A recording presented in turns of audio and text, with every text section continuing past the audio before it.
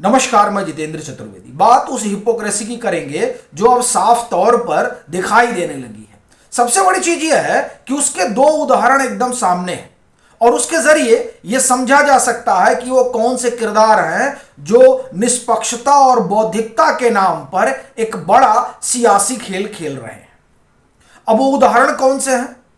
एक जंतर मंतर का है और एक झारखंड का है। दोनों जगह छात्र आंदोलन चल रहे हैं, लेकिन आप हिपोक्रेसी देखिए। जो हर आंदोलन में पाए जाते हैं वो झारखंड नहीं पहुंच पा रहे हैं। बात योगेंद्र यादव की कर रहा हूं। कोई भी आंदोलन पिछले कुछ सालों में आप उठाकर देख लीजिए, हर जगह वो मिल जाते हैं, उसका समर्थन करते हुए, उसके बारे में लिखते हुए, उसके बारे में बोलते हुए और ये बताते हुए कि इतिहास का सबसे बड़ा आंदोलन है। ये कहने से वो ना गुरेज करते हैं, ना चूकते हैं और ना उन्हें इस बात का ख्याल रहता है कि न मालूम कितने बार वो इन शब्दावली को दोहरा चुके हैं, लेकिन फिर भी बड़े सलीके से वो ये बता देते हैं कि ये हिंदुस्तान के इतिहास का सबसे बड़ा आंदोलन है और स्वतः स्फूर्त आंदोलन है। लेकिन जो झारखंड में चल रहा है उसको ना वो स्वतः स्फूर्त कह रहे हैं, ना उस बाबत वो कोई वीडियो संदेश जारी कर रहे हैं और ना ही उसे लेकर वो कुछ लिख रहे हैं। ये वैसा ही है जैसा जब खनौरी और सिंधु बॉर्डर पर जुटान हुआ था तो लोग खामोश थे, लेकिन जब दिल्ली घेर लिया गया था तो सभी लोग बोल रहे थे।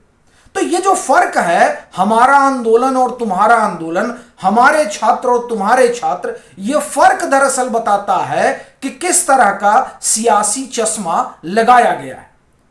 क्या ये राजनीतिक चश्मा नहीं है? आप देखिए, एक जो है जिसे आप कहिए कि वो सेफोलॉजिस्ट है, वो राजनीतिक विश्लेषक हैं, लेकिन वो एक आंदोलन में एक्टिव दिखाई देते हैं और दूसरे में कोई इसलिए नहीं जा रहा है क्योंकि उसे बीजेपी ने खड़ा किया है। क्योंकि वहां जो सरकार है वो गठबंधन की है, तो इसलिए वो जो छात्र का जुटान है, जो छात्रों का आक्रोश है, वो सब स्पॉन्सर्ड है। लेकिन जंतर मंतर पर जो हुआ वो नहीं, वो स्पॉन्सर्ड नहीं है साहब। वो तो चूंकि नरेंद्र मोदी की सरकार से छात्र नाराज है। हास्यास्पद लगता है कि जब आप इस तरह की बात करते हो। एक जगह के लिए किसान भी आ रहे थे, राकेश टिकैत भी पहुंच गए थे मंच पर। झारखंड में तो टिकैत साहब नहीं दिखाई दिए। उग्राहा ग्रुप आ रहा था, यानी किसानों का सबसे बड़ा संगठन है जो पंजाब से निकल चुका था, कूच कर चुका था और वो 27 जुलाई को जंतर मंतर वाले आंदोलन में जुड़ता अगर धर्मेंद्र प्रधान का इस्तीफा ना होता। लेकिन साहब ये झारखंड वाले में कोई नहीं पहुंच रहा है। खबर आई है कि जुनैद पहुंचे हैं, तो अच्छा लगा। अगर पहुंचे हैं तो बड़ी अच्छी बात है। अपना कहना यह है कि ये जो चश्मा है, इस चश्मे को बदलना होगा। अगर इस चश्मे से देखा जाएगा तो ये जो राहुल गांधी को प्रधानमंत्री बनाने की परियोजना है, वो परियोजना कम से कम नरेंद्र मोदी के रहते हुए तो पूरी नहीं होगी। और ये एक उदाहरण आपको दे रहा हूं। दूसरा देखिए, द पब्लिक इंडिया बड़ा यूट्यूब चैनल है, उसके तकरीबन 1.5-2 मिलियन सब्सक्राइबर है। उनकी दो खबरें हैं।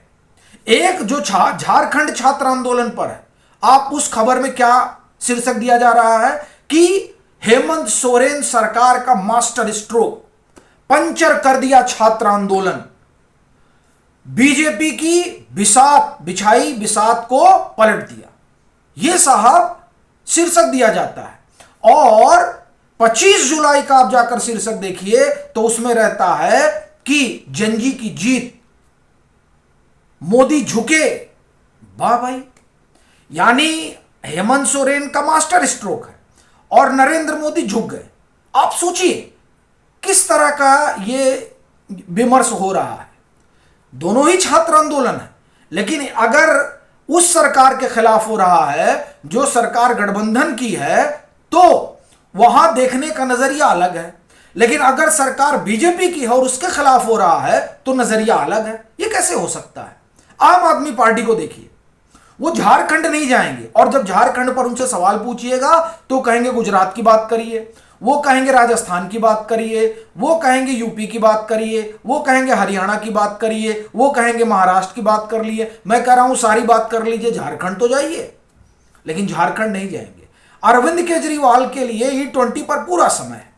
मनीष सिसोदिया शिक्षा पर लगातार भाषण दे रहे हैं, लगातार उनके वीडियो संदेश आ रहे हैं, लेकिन उसी शिक्षा से जुड़ा हुआ आंदोलन झारखंड में चल रहा है। वहां तक पहुंचने की और उस पर दो शब्द बोलने की उनकी एक तरह से कहा जाए कि न नीयत दिखाई दे रही है और न उनके पास समय है। फिर CJP वाले, मैं तो कल इंतजार कर रहा था जब छत्रपति संभाजी नगर में इन लोगों की बैठक चल रही थी, शायद 5 को थी, तो मुझे लगा कि नहीं साहब, अभिजीत दीपके आएंगे और कहेंगे कि हम छात्रों के साथ खड़े हैं, लेकिन उनके एजेंडे में झारखंड नहीं है। दिलचस्प बात यह है कि सब बुखार से पीड़ित है, लेकिन उस बुखार से पीड़ित होने में क्या होता है कि वो सब बैठक कर लेते हैं, जहां जहां मन करता है वहां चले जाते हैं, पार्टी मना लेते हैं, लेकिन बुखार से पीड़ित है। अच्छा, ये कमाल की जो है पीड़ा है जिसमें आप हर तरीके के द्रव्य का सेवन तो कर लेते हैं और हर जगह चले जाते हैं, पार्टी वार्टी भी मना लेते हैं, लेकिन जब झारखंड की बात आती है तो बुखार हो जाता है। यह बुखार भी कमाल है। वो कहा जाता है ना अवधि में कि खाता पीता बोलता मरीज, मतलब इसे हमने आप एक तरह से कहें कि रूपांतरित कर दिया। तो साहब ये तो गजबे मरीज हैं सब, वहां नहीं जा पाएंगे। झारखंड चूंकि इनके एजेंडे में नहीं है। एजेंडे में क्यों नहीं है?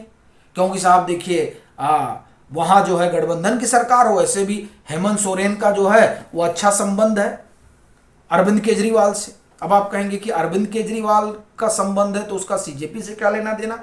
अभी भी आप नहीं समझे हैं।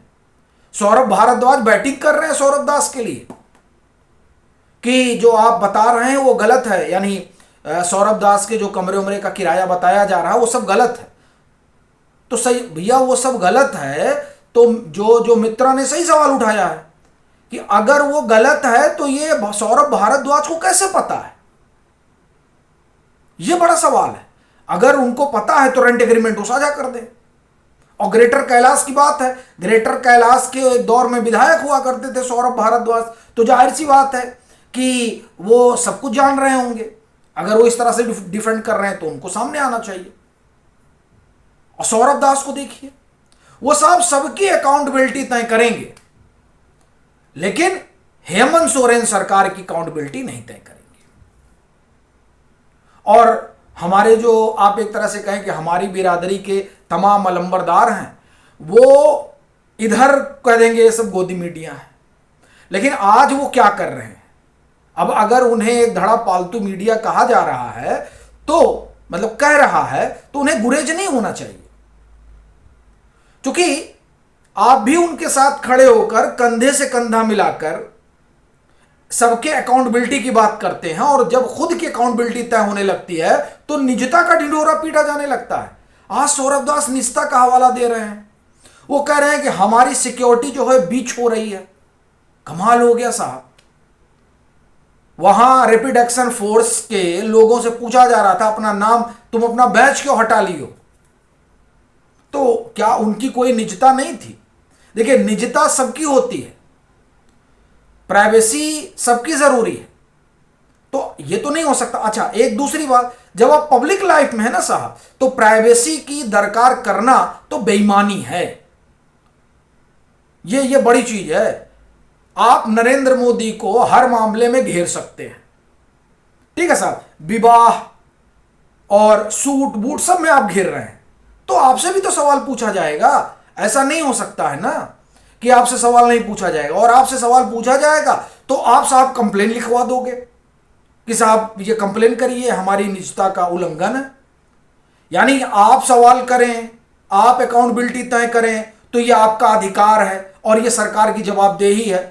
लेकिन अगर हम कहें कि साहब आपने भी तो काकरोच जनता पार्टी बना रखा है, तो हमारा भी तो अधिकार है ये जानने का कि ये जो नेता है, जो फंड है, वो कहां से आ रहा है, तो आप कहेंगे हमारी निजता में घुस रहे हैं।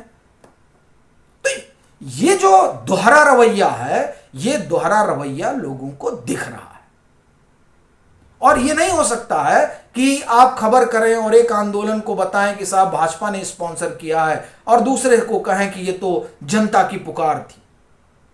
क्योंकि ये जो जन अल्फा बीटा गामा की बात हो रही है, अब 18 साल से जो कम के हैं उनसे जो बातचीत होती है उसे दिखाया नहीं जा सकता है, ठीक है साहब। लेकिन उस बातचीत में एक बात बड़ी साफ निकल कर आ रही है कि जो इन लोगों का ढोंग था वो लोग भी समझ चुके हैं। तो कहना अपना यह है कि साहब ऐसा नहीं हो सकता है। बड़ा ढिंढोरा पीटा गया कि राहुल गांधी जा रहे हैं झारखंड। मुझे तो अभी तक कोई खबर नहीं है कि झारखंड पहुंचे हैं। तो ये जो हिपोक्रेसी है, हमारा छात्र और तुम्हारा छात्र, ये नहीं चलेगा साहब। और असल में इसी वजह से तमाम सारी जो कोशिशें हैं वो कोशिशें नाकाम हो जाती हैं और हाथ सिर्फ हार लगती है, हार। बाकी आप लोगों की क्या राय है, जरूर साझा करिए।